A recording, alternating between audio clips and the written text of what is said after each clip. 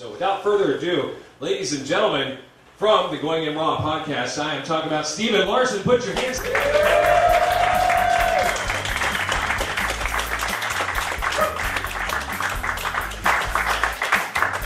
All right. And also, ladies and gentlemen, from Wrestling with Regret, Brian Zane. Come on.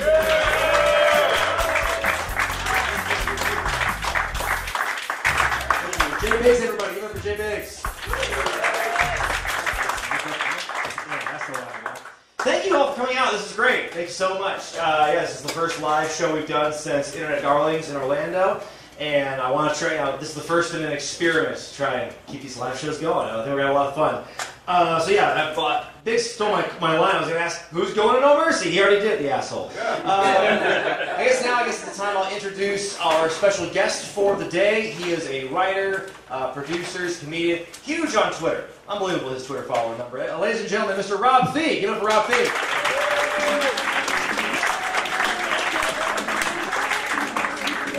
Sit down, sir. Good. Thanks for coming on to the show here. Now, we were introduced by a mutual friend, Corey Brown, because he told me, this friend Rob Fee's a huge wrestling fan. So talk to me more about your fan. Yeah, the blocking is weird here. Can I sit on your knee? Yes, please. All right. We're talking intimate. This is intimate.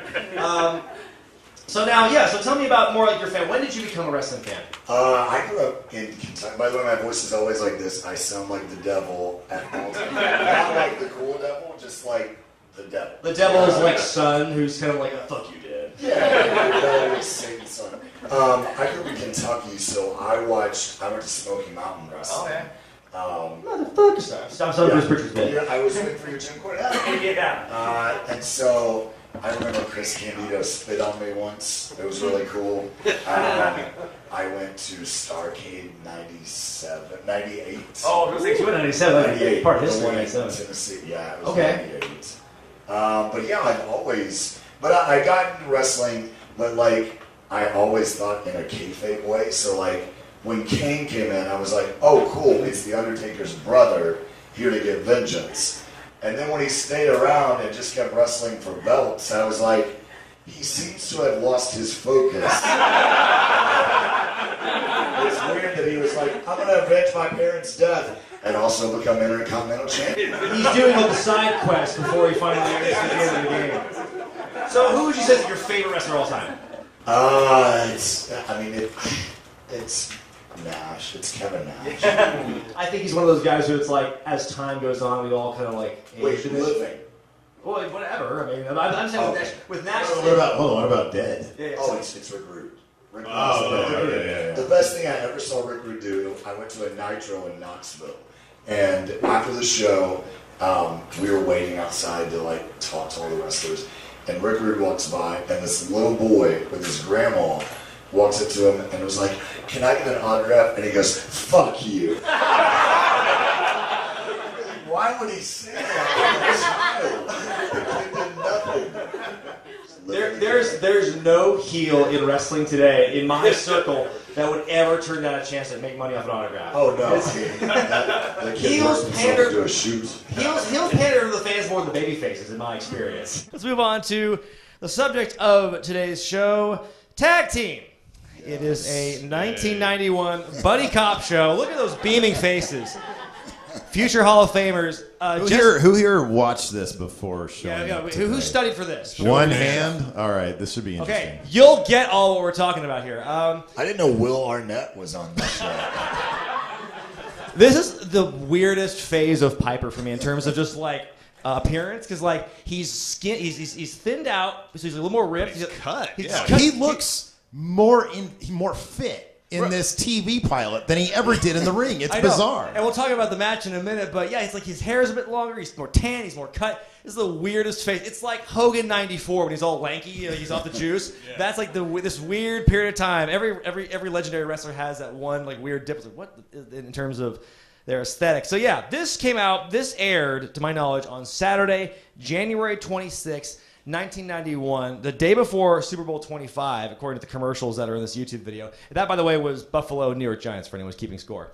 So the pilot, the plot of this is the pilot episode. It was never picked up. This is the only evidence of this ever happening. Yeah, I know. It was never picked up? So the plot here is a pair of wrestlers, played by these guys, who are blackballed from the industry, and they go on to become police officers. It's basically the reverse of Bad Guys, starring Adam Baldwin. Anyone familiar with that movie? Bad Guys? All right, cool. That's for a future review. You'll learn about it that way. The concept of tag team, and this is according to an interview with Jesse and Roddy on Jesse's podcast, I believe. The concept of the show tag team was thought up by a writer's 6-year-old son. And this is a great way to start a future, Emmy-winning program. They're watching wrestling one night, and the kid's like, "Dad, wouldn't it be cool if wrestlers became cops?" And he's like, "Oh, I got it." And didn't he know about Boss Man? Yeah, I know. It literally happened. Kid, literally happened. Watch, pay attention. You'll see. He's right there. So Mountie, come on. There have been law enforcement well represented in the history of wrestling. I miss when gimmicks were just jobs. Yeah. Literally, Taxman was a gimmick. Yeah. You drive a dump truck. Yeah. You're a trash man. Creepy child's clown. Like Yes. So, according to the timeline here, Jesse was the first to be cast, and they needed a second person. So Jesse recruited Roddy. They auditioned together, and they nailed it apparently. And so this was meant to be a kid-friendly show. It was 7 o'clock on Saturday nights, late enough for the kids to watch. It's not like zany comedy. There's some funny and unintentionally funny stuff in this series, in this show. But yeah, it was meant to be kind of like a drama, but with no bloodshed. It actually plays like a really good after-school special. Kind of. I had no idea it was meant to be kid friendly. Well, Jesse compared because to there's a shotgun blast in it. But the guy didn't die. That's the thing. Spoiler alert. Sorry, he didn't die. He compared it to 18, and he also mentioned that the writers from Magnum PI were also on board. Oh yeah, that they're going to be brought in as soon as it was greenlit officially. Yeah. They raided the Magnum PI writing staff for this show.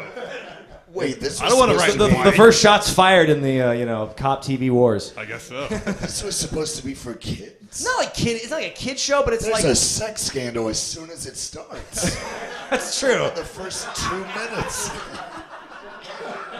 Kids are horny. You know what they are. It's like a show that's not too gritty or violent. I can't compare it because I don't watch TV anymore. Except for wrestling. This is my life. So let's dive into this thing. The show begins backstage at an arena at a wrestling show. And this is the very first image you see of the stars of this video, Jesse and Roddy. Take a look.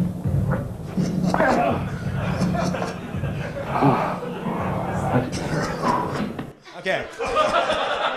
So kid-friendly right there. That's very the first 10 educational. seconds, yeah. Their names, Jesse plays Billy the Body Youngblood, and Roddy plays Tricky Rick McDonald. Those are the best NXT names I've ever heard in my life. Am I right? Yeah.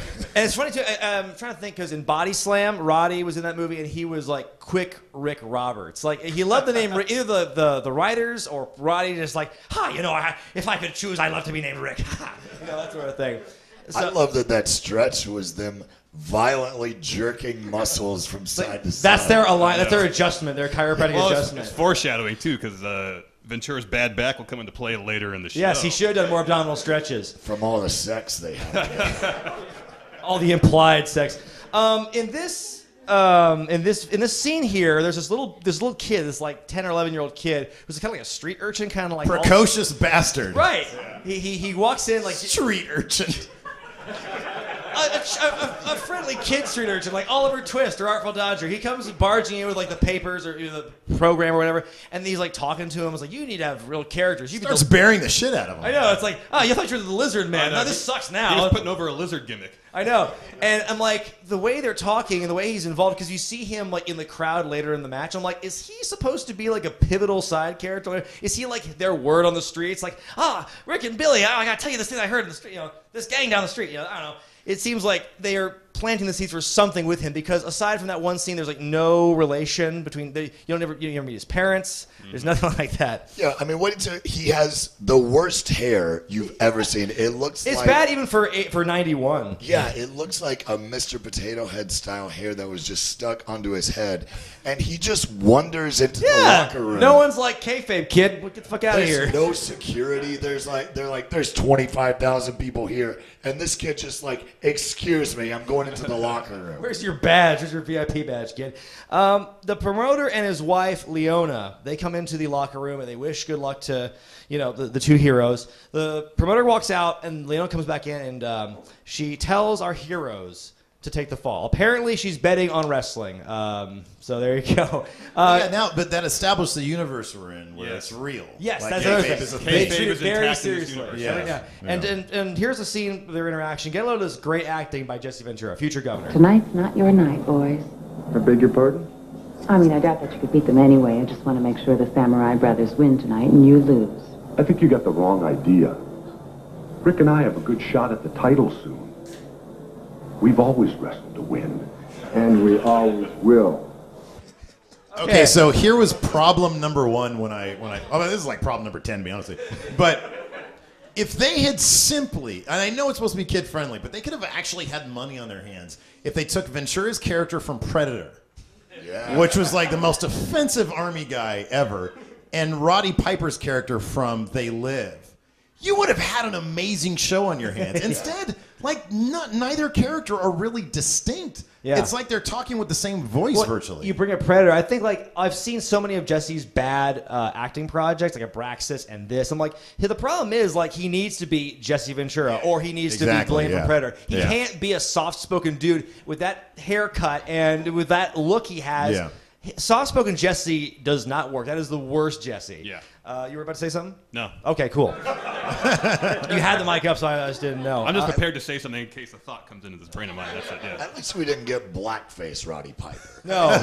That's true, yeah. They drew the line there. Yeah, so... They were fine with lizard people, but not that. So you talked about the sex scandal earlier. Yeah, because Leona's like, if you don't take the fall, I'm going to tell my husband that you're making advances at me. And this other guy was, blackballed for the same reason. So, now they know what the stakes are. So there's one promoter in this universe, too, in the entire world, apparently. Yeah, there's one promotion, because if you get fired from this place, you'll never work again. You're done. That'll never happen, guys. I'm very optimistic. That's never going to happen in our world. Don't fire me, Mr. Wrestling. That's his name.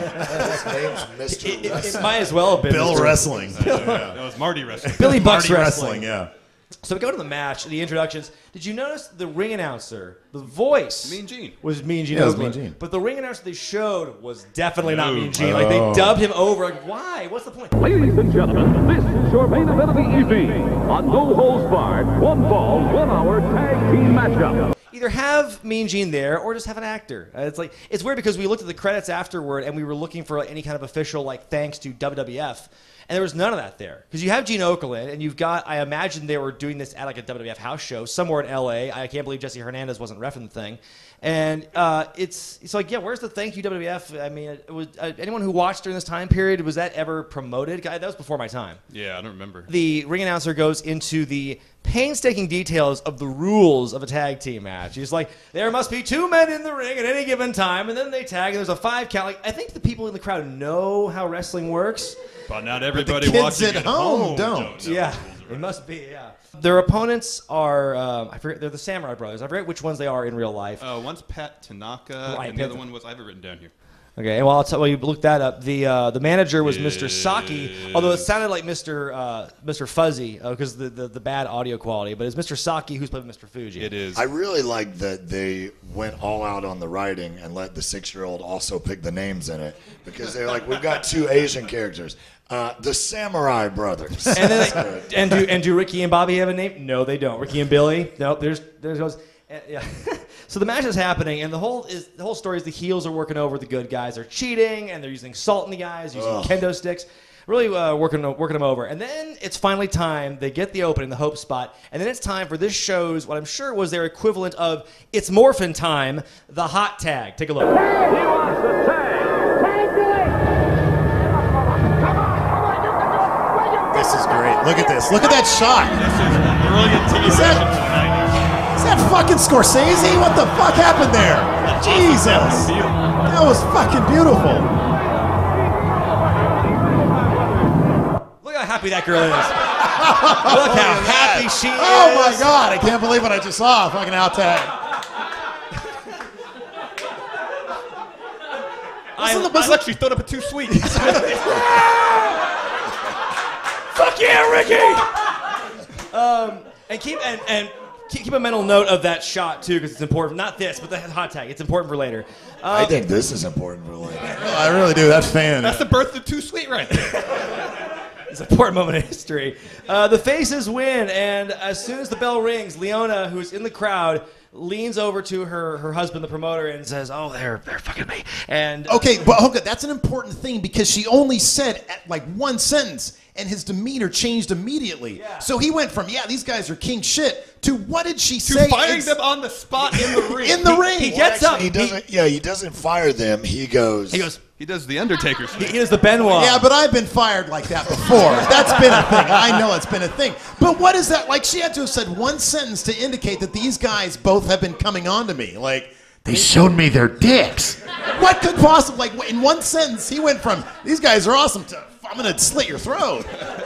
Like, I don't know what one sentence can encapsulate that entire thing. Like, hey, look, they tried to finger my asshole. I don't know what the hell. Less than 4 seconds went by in that whisper sequence. It was very quick. Also, I love how animated the two were when they won the match. I've never seen anyone who even wins the world championship jump up as much and down as these two were in the match. They were so, and like just Roddy in general in this match was so animated. Like he doesn't work like, he works like a heel or like a face, but like it's weird seeing face Roddy. And like in this one, he's like super animated. He's selling so much. And he does these weird smiles. Like Roddy Piper, he like these weird crazed smiles here and there. Yeah, and you'll see a couple of them in these clips too. You will see a couple. Oh, we have clips of his smile. Nice.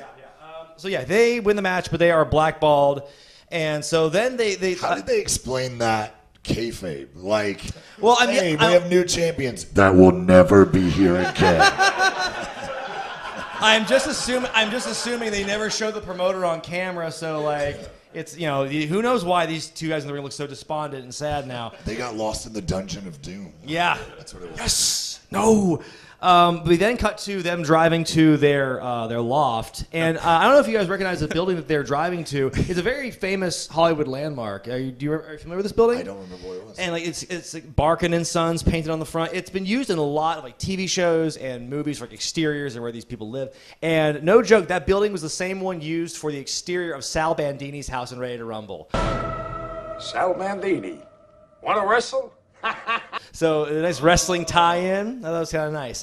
Also, did you notice that Roddy's driving a car and Jesse, who I can't believe, like, would it have killed them to ask Jesse to dress like a normal human being? No, they provide their own wardrobe. Honestly. Yeah, that looked like they were doing their own costumes. Leather jacket. Yeah, they're like.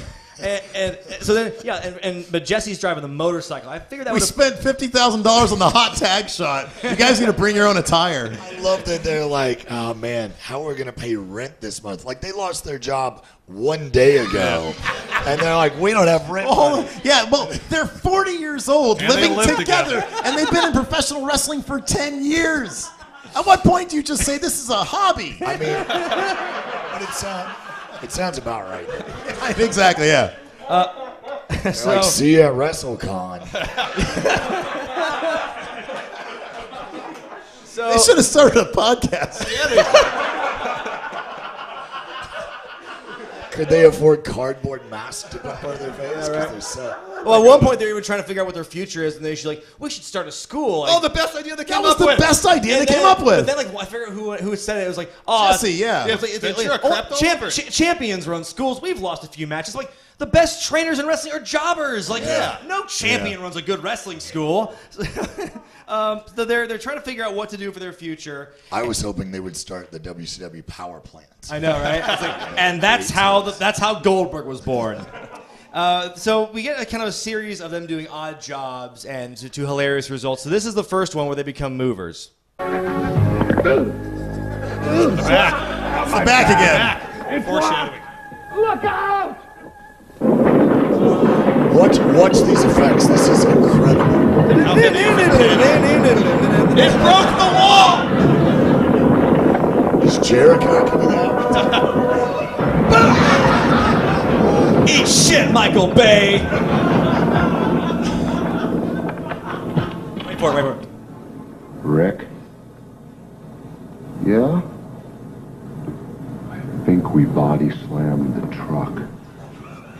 You dropped a fucking piano on it. You didn't body slam anything. Let's talk about the integrity of this building. Yeah. Especially in Los Angeles. Where can I get a piano made of pure lead? What a piano that blasted through a brick wall and exploded a truck. What was in that? Oh, it's where all Granny's gold bars were kept. Sorry, I forgot you dropped our piano full of meth ingredients. Oh, that was a great shot. I did the acting. Again, more Jesse's stellar acting. I can't believe he didn't become the next Schwarzenegger. Can you believe it? Oh, man. Another one of their jobs they try and do, they become human punching bags in a women's self-defense class. You seen this trope? Here we go. Protect yourself. Don't be a victim. Use your power. They'll use you. What the agency told me. Is it too late to quit? Women of the world. SMU helmet, by the way. We're getting paid for this? Not enough. Stop calling me. Believe. Okay, dude, I've seen this done so much in like comedies and stuff. Do those classes exist today? Anyone know if like just beat the shit out of a guy in padding? Is that a thing still? Was it ever a thing? I don't think so. I don't know. I feel like they just use dummies, right? I guess. They've got the little punching bag that looks like a dude with no arms. Also, a little Easter egg in this one. Do you know who played the instructor, the woman in the pink sweatshirt? It's from Drew Carey. Yeah, she would go on to play Mimi in Drew Carey's show. So this was her big break. Her big break. Wow. They're like, you were great in that Star-studded show affair, where Roddy Piper blew up a brick wall with a piano. Come be on Drew Carey's show. And make $1 million. Well, before that scene, he goes, after they break the wall, he Oh, goes, it's like, do you want to work with women? Yeah, he goes, want to work with women? Then one of Roddy's stupid smiles comes in. And they're like, oh yeah, sex time. That's what that means. So after this series of unfortunate events, they start going to the grocery store. I don't know how, if they can't afford the rent, I guess, I don't know where the money comes from to buy Jesse groceries. can afford grapes. Yes, he loves grapes in this show. Loves grapes. They're going to the store. Do you have a clip of that? Well, not the grapes part. How do you not have a grapes clip?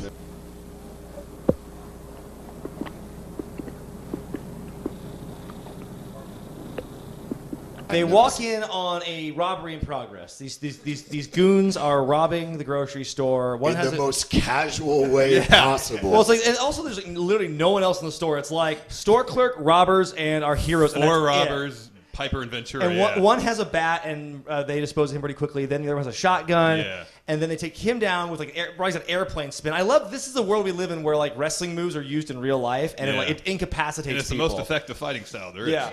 And the airplane spin's not going to help you in a shoot fight. That's just going to make everyone dizzy. Like you've never seen anyone more casual about a robbery than this. He looked like he was just returning an item. I have this so bat. chill. It's not the right size. And the guy with the bat got taken out, and his cohort says, "Hey, you just hurt my friend." Yeah, he gave him a chance to turn around and didn't even shoot him. He has a shotgun and Piper's unarmed. Then after they dispose the first two guys, the other two guys escape. And then this is like one of my legit favorite parts of this show. The heroes think of a way to stop them. Take a look. Yeah,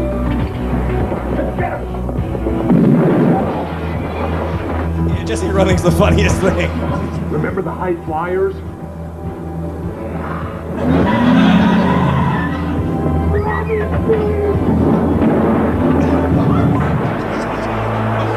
There's so many slow They had motion the explosions. exploded piano in that dumpster. It made Remember the High Flyers, that tag team that threw dumpsters at people? Oh, yeah, that's And right. Not to mention, if Piper and Ventura didn't let go of the dumpster when the car hit, they would be fucked. Their wrists and their arms just be turned to jelly because the impact as they're grabbing onto it. Yeah, I love that scene. It's, like, it's not the first time they will invoke the spirit of old tag teams. I like that Jesse Ventura is dressed like Mufasa from The Lion. And there's that one of Piper's idiot smiles. The police officers report to the scene after where they thwarted the robbers. They were incapacitated by the dumpster and the mountain of cans. And then the police recognize the wrestlers. Oh, it's too bad you guys aren't cops. And they look at each other. And then goes to commercial. And if we have time, we'll go to some of my favorite commercials in this YouTube video. Rick and Billy join the academy, and it's headed up by this hard-ass female lieutenant. And I think the vibe we're supposed to get is like, lady cop, what? What kind of? What did you think? She was Sarek from Star She Trek was 3, replaced. right? She was replacement Sarek. Savick. Sorry, Sarek was Spock's She dad. was Savick too, because I think there was only two Saviks. Yeah, the get first it one was right, Kirstie Alley. idiots. Yeah, I know. The first one was Kirstie Alley. Yeah, Kirstie Alley was the first one. This was replacement Savick from Star Trek 3. That's all I know her from. This now. So yeah. Thank God. It's great for the IMDb It's good to know she page. worked after Star Trek. I know, exactly. So meanwhile, it establishes they're going to the academy and like a couple of the key players in that world. And meanwhile, a dog walker named Rita who's walking a bunch of dogs at Like night for some 19 reason. dogs. Way too many at night, like everyone should be home able to walk their own dogs. Yeah. That was kind of weird. So she's chasing. One dog gets loose, and she runs after it, and she corners the dog in the parking lot. And then she winds up witnessing a murder. These two undercover cops pull in, and later she's hiding behind the car. And then these two other guys come in, and they shoot the undercover cops. They drive off. The dog doesn't make a sound, which I think is completely unrealistic. Total swerve too. You think the dog is gonna like expose Give it her? away. Yeah, but nothing happens. Yeah. We get more stuff of the academy and what the cadets are doing. We go to the obstacle course. They're doing a big obstacle course, and Ricky and Billy are running together, and they're doing everything in tandem and in unison. It looks really good. And then there's this there's a side character in the academy who's this like smart talking, wise cracking black guy, because every show then's got to have one, I guess. And they eventually befriend by the end of the episode, but in this one they're very antagonistic toward each other. Take a look at how the black guy tries to sabotage him.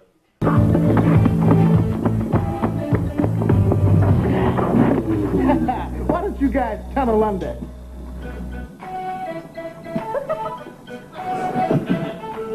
Remember the Rockers' aerial attack? Not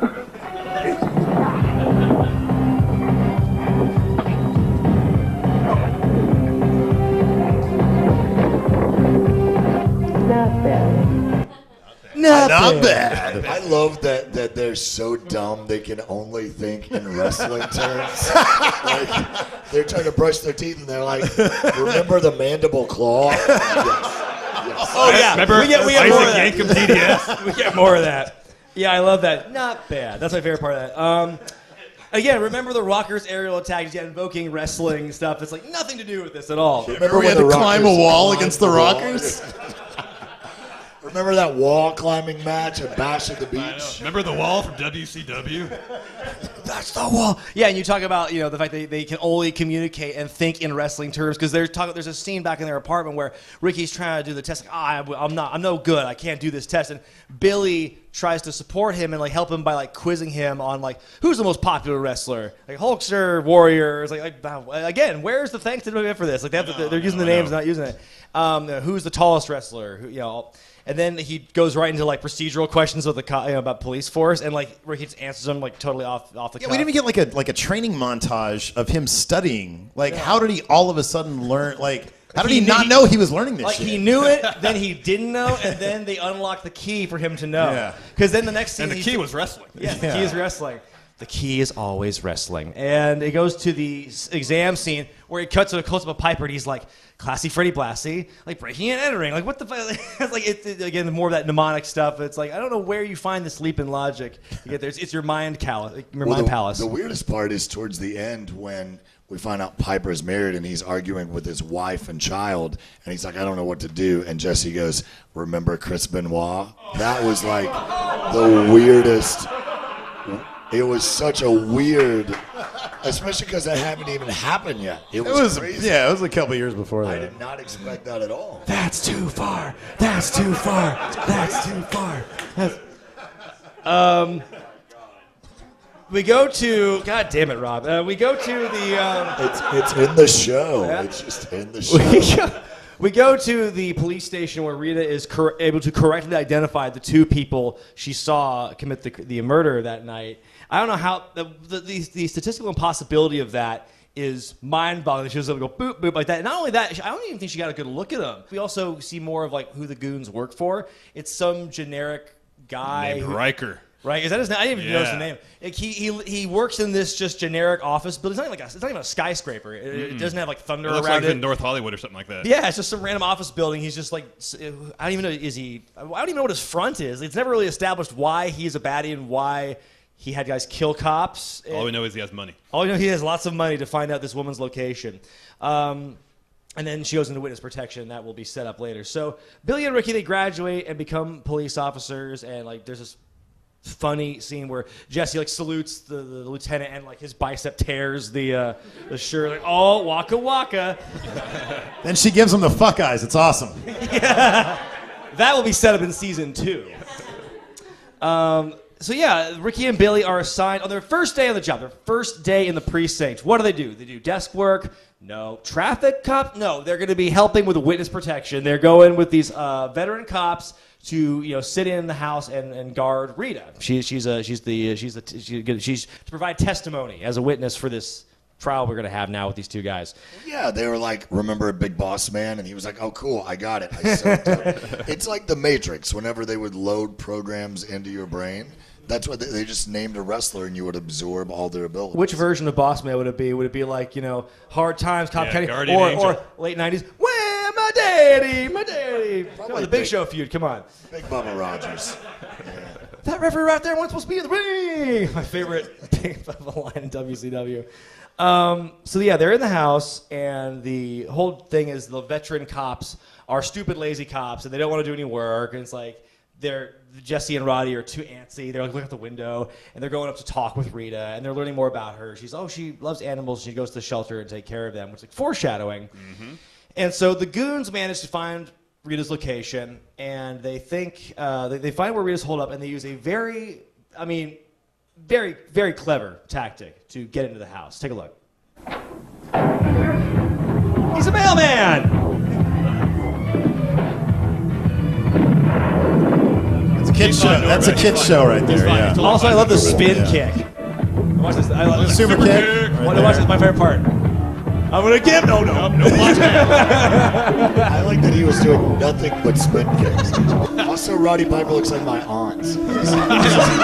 Why do you have the collars out of all his shirts? He looks like a Lane Bryant model.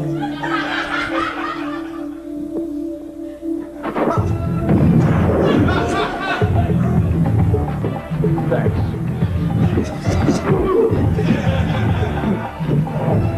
Up and out.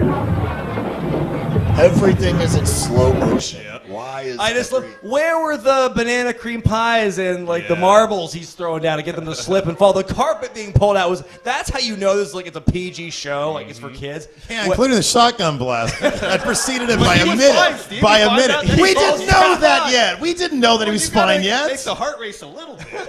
Yeah, because the cop is shot. Not gonna have some action. This is like G.I. Joe, where everybody shoot lasers and no one ever got hit. It wasn't a laser. That was a shotgun. He will live by the intruder looked like someone just learning how to play Street Fighter, and they could only just press hitting X over and over. It was the black mask button, so everybody's spin kick. And I love that they also the continuity. I love seeing errors in continuity because he comes in with the hat on, and then when he does that first spin kick, it's off, and then by the end when he gets checked by the good guys, it's back on again. Yeah. I love when that happens. By the way, that's my favorite part. He gets up, he's like, I'm gonna do the spin, no, and then he just gets totally he eats shit. He's just knocking it out. It's like he wasn't gonna hit either of them with that kick, and he's just destroyed. What was Roddy Piper doing earlier in the day that he was dressed like that? I guess it's like a workout shirt. I mean, I've been to gyms. I've lived, it's like I've never think, oh my God, this T-shirt's so restrictive. I need the neck to breathe. I need the collarbone. I need half my chest to breathe. It was cut off right here at the belt line. Yeah. It's room for the weightlifting belt. Oh, you can take off and whip somebody with it halfway through. It's like a Groupon instructor for power. So not only do the goons get away, one of which by force thanks to Jesse and Roddy, but Rita escapes the house because she's an idiot? I don't know. She just runs off like she's in their protection. They got rid of the baddies or they disposed of them and she just pieces out. That's not how it works. Did you not read the form? It's a safe house. Yeah, it's a safe house. You're supposed to be safe. Clearly not that safe. Spin kicks are galore going on. People are able to disguise themselves as mailmen and nobody bats an eye. That's not Fred. Our heroes are suspended from the case because they botched everything and they let the bad guys and Rita get away. They're suspended, and so then they still, because this is how literally every police show ever works. You're off the case, and peace. I'm actually gonna do this thing now because I'm the hero of the show. Black guy, I forget his name. Tyler. Thank you. Tyler. He's guarding the deputy chief's car, and Billy and Ricky steal the car from him. Also, it shows the diversity in the show when you can say black guy, and it's one. Yeah. He is literally the only one minority. In the show. They're driving the car. They're at high speeds, and they're doing this playful banter, like, "Oh, well, gosh, maybe it's not in our record because we're not even cops right now." And meanwhile, Tyler's shitting himself, and they're going the wrong way down a one-way street. Then it's Jesse Ventura was the most reserved character that they could possibly get for him, and all of a sudden he's crazy on the road. It didn't fit at all. Again, the juxtaposition of him driving like a maniac and him being so soft-spoken, the calmness of that is just that's very unsettling. And so they find where Rita is, from the earlier conversation. She's at the animal shelter. So I just want to show this clip of him parking it because it reminded me of something very important. There it is, Billy. Hang on. I'll target.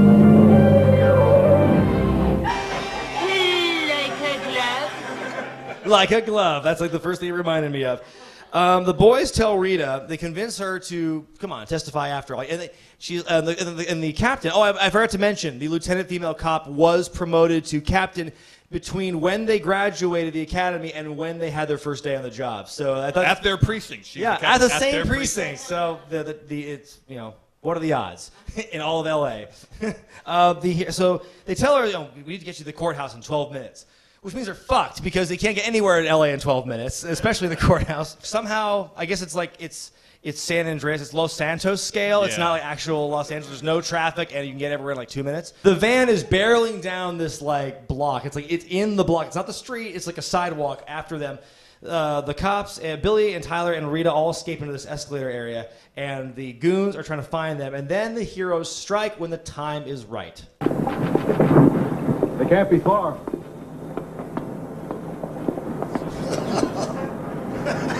Why no reference there to wrestling? What was the reference there exactly?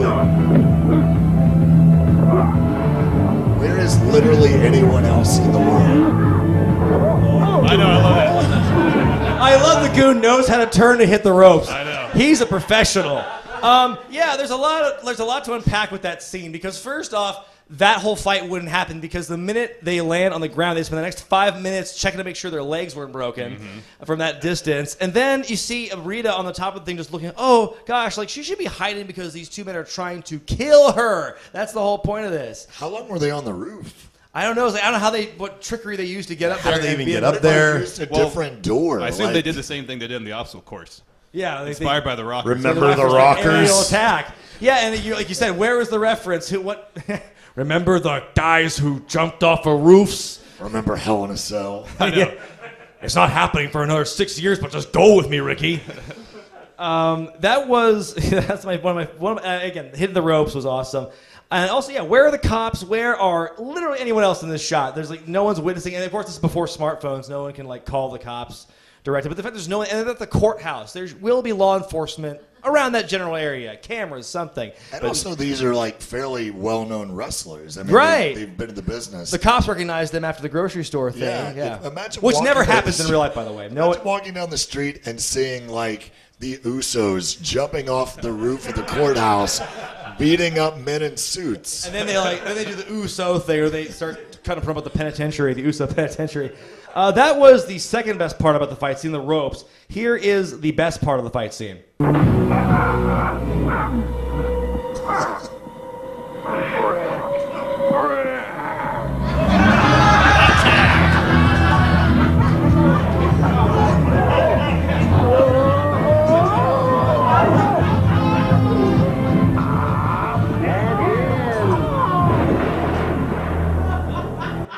That is totally their morphin time. They do the tag. Couldn't actually help him until he tagged his hand. I appreciate them. Even in real life, they obey the rules. Yep. He wasn't the legal man. He couldn't come in. Good point. He had to tag him to get the shovel off his throat. Amazing. So yeah, they beat up the goons. Do you think he would have let it? Do you think he would have watched his friend die and he was like, he never tagged me in? Nothing I could do. Ha! He didn't tag me. Well, was that going to be a gimmick every episode? Yeah, where they would have to hot tag in every situation? That's like, I think watching this pilot, I'm like, okay, here are the basic tenets of what they do in this show. Jesse eats grapes. They have a hot tag, and they have the interplay with the Billy and Ricky and Tyler and all that stuff. Yeah, and maybe that little kid at the beginning gets involved somehow too. Yeah. I hope there's one where he gets shot and has to tag in a doctor. Tag, I'm cool now. So yeah, they save the day. They beat down the goons. They take Rita in the courthouse, and like way more than 3 minutes has passed at this point. They have way past the deadline. The goons should be off scot-free at this point. So they get Rita to the courthouse, and they're back in the good graces of the precinct. The episode ends at Billy and Ricky's loft, and there's this scene where they're in the animal shelter. And they're talking about this dog that Rita's looking at. He's a cast. Just someone looking for a home. Just like Ricky and Billy. They're just a couple of lost puppy wrestlers looking for a home. It's really hard to look at either of those two guys as lost puppies, really. Well, they're homeless men now. Yeah, right. They're homeless in a fantastic, $1 million loft. And so then it was established to meet the dog in that first scene to show here that Rita comes by and brings a furry friend over to say thanks.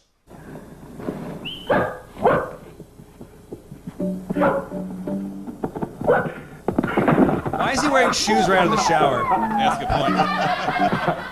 You know, it's gonna need an Tag him in! Tag him in! Yeah. Attacks him and kills the dog. So I don't know if y'all heard that, but they named simultaneously named the dog Body Slam. Because again, they don't know what a fucking body slam is. It's not dropping a piano onto a truck, and it's not a dog just jumping on you and knocking you over. Dog named Luthez Press. Yeah, that was a Luthez. We're gonna name him Lou. Yeah, I thought it was amazing that not only did they give him a stupid name, but they thought of the same name at the same time. That was the end of the one and only thing you ever saw of tag team. So, God, after that, how could any network turn this down?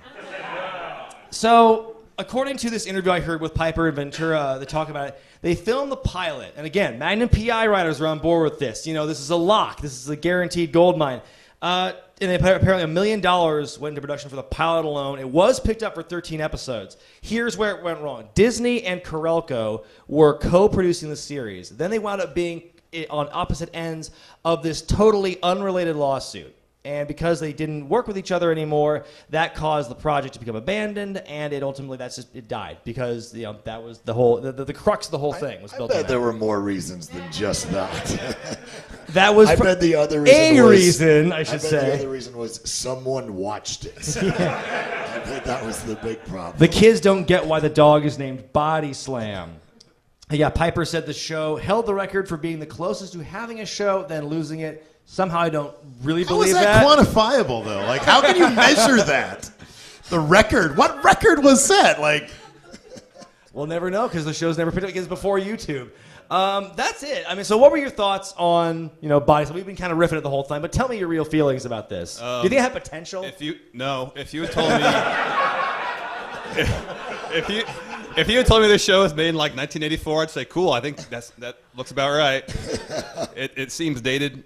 By 1991 standards, how it was shot, and like it was interesting. The commercials, I know we'll get to that later, but as a child of the '80s, it was cool seeing commercials I knew were distinctly '80s, mixed up with stuff that was fresh from the '90s, and seeing that all mashed together. I actually got more fun watching the commercials. I had more fun watching the commercials than the actual show. I'll be honest with you. What did you think, Steve? I loved it. I thought it could have been great. But like with my suggestions, like if it was written, with your suggestions, yeah. Well, if it was written by like what was it, the Sidhu Busit guy or Stephen J. Cannell, if it was one of them, like for freaking like adults, or David Milch, David Milch, yeah, David Milch. He'll leave Hill Street Blues to write this show. Yeah, if it was dark, I thought it'd been great. But yeah, I mean they just played two semi-dullards. Like, if there was some separation between the two of them, like, you could have had something, they're maybe. the exact same character. They're the exact same character. There's no separation. And the tragic irony is, like, those two, when they're in their wrestling characters, are some of those it did dynamic a personalities. disservice to the actors. If you saw Roddy being Roddy and Jesse being Jesse, it would be a far more entertaining show.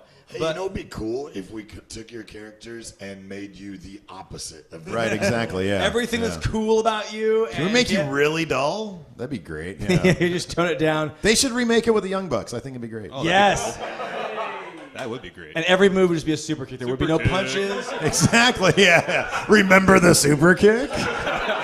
Remember PWG? 6 times a show, it's remember the super kick. Remember that one spot we did? The super kick? Yeah. Meltzer driver. Meltzer driver. That'd be awesome. We get the goons to take the Meltzer driver off the ropes. Oh man, that would have been priceless. You would have had Nick holding him on the sidewalk, and then Matt, and then Nick would have jumped off that escalator roof, thing. yeah. Meltzer driver right there. Or a car roof or something. They would always try to incorporate their environments. Yes.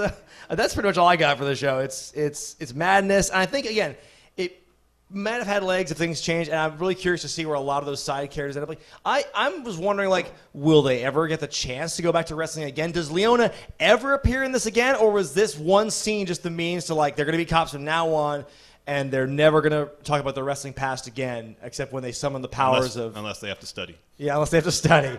So yeah, I think that's what leaves me just asking the most questions. What about that random kid at the beginning. I want to see him like. You're stuck on that. You are so stuck on that. Because I imagine in my head there's going to be an episode, like a season finale, where he's like kidnapped. Where he's dead. Well, he's kidnapped and like he's blowing out the dynamite as he's avoiding Ricky, and he's trying to get Ricky and Billy to come save him. Like that's where it ends. To be continued until season 2. I don't know. I just picture that kind of thing, or like what kind of romance are we gonna have between Billy and the hard ass female captain? Because you saw the fuck me eyes. Like there's something there. They're planting the seeds. It's gonna be that's like a season 3 thing when they finally pull the trigger on that.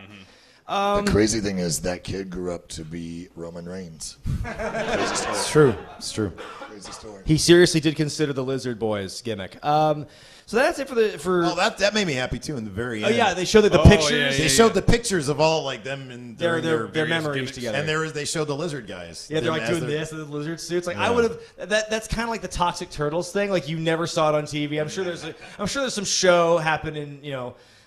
Schenectady, New York, where Jesse and Roddy team up and just dress up like lizards for a night. No one addresses why. Just ignore it. Oh, by the way, how cool was it to see Jesse Ventura wrestling in 1991? Because he retired in '84. Yeah. So he's out of wrestling. So to see him like do any in-ring stuff, I thought was actually pretty impressive. Yeah. Because he retired because the blood clots in his lungs. So yeah, let's move on to one of our favorite parts of this video. Again, this is on YouTube. So if you want to watch the whole thing, if you really want to suffer, it is on YouTube. Go to Tag Team 1991. Etc.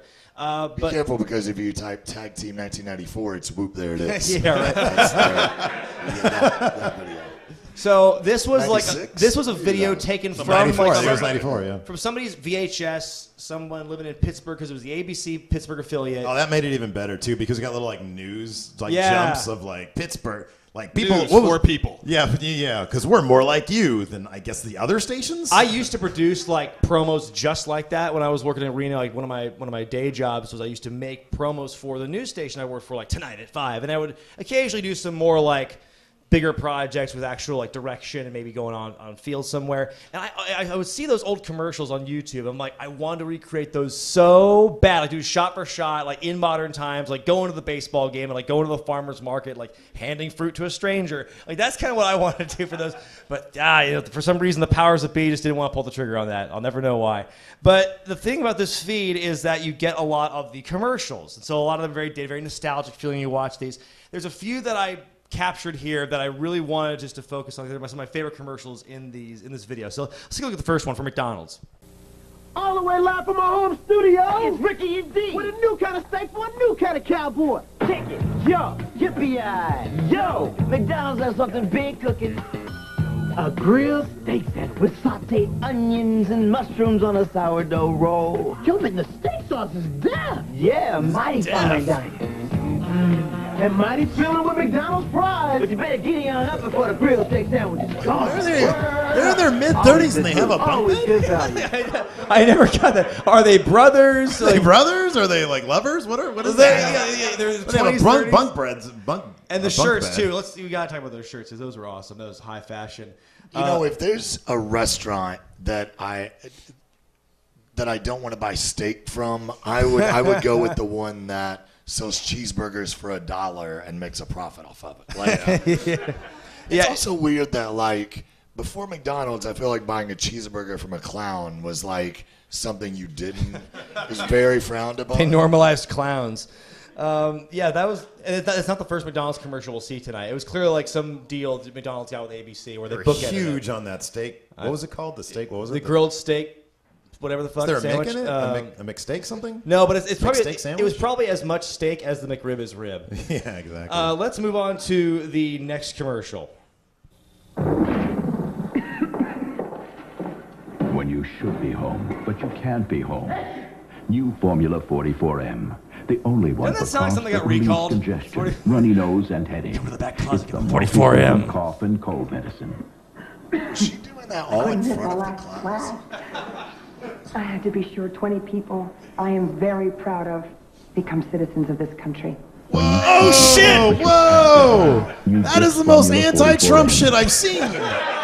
Like 30 years ago. They're time travelers. She Do that before you come to work. I know, she like does it right in front of them too. Let me pull out this product. Blue, y'all want some? That's a good 3 minutes of the class that she spent taking medicine. Measure it And up. she looks so miserable. They look miserable to be there. They're like, go home. We can do this tomorrow.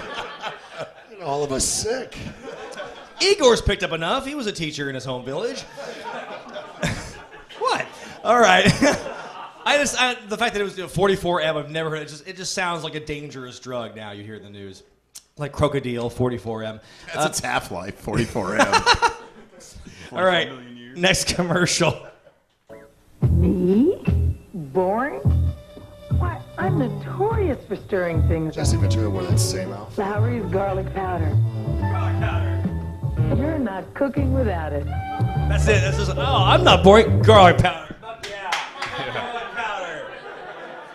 15 seconds. I don't know how many thousands of dollars we paid for that spot. But No, it's big garlic powder pushing their agenda. Yeah. also, did you notice how close the bottles were to the gas grill? Like, they're not going to explode, but it's going to get hot and melt. Like, keep that shit away from the burners. Those are hot after a while. Were people not using garlic powder? That was the problem. I actually think, looked yeah. up when garlic powder was invented to see if it was an early 90s invention. What was Like, man, we No, gotta- I couldn't tell. No. I'm assuming it existed long before 1991, though. You get the feeling it would, yeah. It's just one of those things that's always been there. advertise all your spices. I know. Like, Yeah, Lowry's, if you've been to the grocery store to see the spices, they have like 1,200 spices. yeah, no one's just selling garlic. Where's the Tarragon commercial? That I want to see. Rosemary. Yeah, it's weird. I didn't know garlic was really that low demand that, Lowry said to go, we got to push the garlic. We got to push the garlic powder. We're just sitting on these cases, man. We have so much garlic to sell. The gas crisis really fucked us up with the garlic for some reason. We got to offload all this garlic. Here is the fourth commercial for tonight. Someone finally made oatmeal the way I like it. He doesn't like oatmeal. Oatmeal crisp. Never in a million years. Oatmeal crisp is big crispy flakes with oatmeal. Little brown sugar. I think she lives in she lives in the upside down. This is oatmeal made my way. Don't you lie to your mother. Look, Ma, I'm eating That's my a oatmeal. 50-year-old man. Why is he? Oatmeal raisin. Yeah. You never ate my oatmeal. Oh, my God. Go fuck yourself, Mom. I don't want your shit oatmeal. That's the saddest short story I've ever heard. His mom is like trapped in a painting, and she's so sad. Like, he doesn't love me anymore. Oh, I feel like the marketing people for oatmeal saw the Apple Jacks commercials. Remember Apple Jacks? How they were like, we eat them because we like them. Fuck you, Dad. Yeah. And they were like, let's do the same thing with oatmeal. I'm gonna eat but this with stuff a despite 50-year-old my man. mother. Let's make it even darker, though. She'll be in black and white and possibly dead. I don't even know what that's. I had such a hard time paying attention to the cereal itself. Like, I was so engrossed in the motherfucking son story. I had a hard time paying attention to the oatmeal story. What if that was a trait of yours? What if that was a flaw of yours? You're like, I can never focus on cereal commercials. Too focused on the narrative. oh god. Well, I'm trying to think what's so special about this goddamn oatmeal? I'm looking at it, it looks like Honey Bunches of Oats, which is like everywhere. This is some revolutionary. Holy shit! Look what they did to oatmeal now. This is 1991. Also, he's dressed like IRS. Was that IRS? Why didn't they get IRS to do this? Was he? I don't think it was around 91. No, it was not. 2 years later, I think it'd be IRS. Oh, that would have been great though. It's like before I start Just my get- job get- as business, I like to have a bowl of oatmeal. But not like Mom used to make. Yeah. Not like my whore of a mother, man. Before I She used do to my beat adult the shit out of me for eating her oatmeal. Before I you do- wanted me to eat it, Mom. Before I do my adult suit business, I'm going to eat this bland bowl of oatmeal. Oh Is that God! J.G. Wentworth? No, he's the guy. He would go on to found Men's Warehouse, I think. That was it. Yeah. There was one more commercial. Yeah, this I'm is kinda the disappointed. last. Oh, yeah, one more? I know. I don't think it can. I don't think what we talk about here can top with this one. Let's just go to the next commercial. This is the last one. Oh, this one's cool.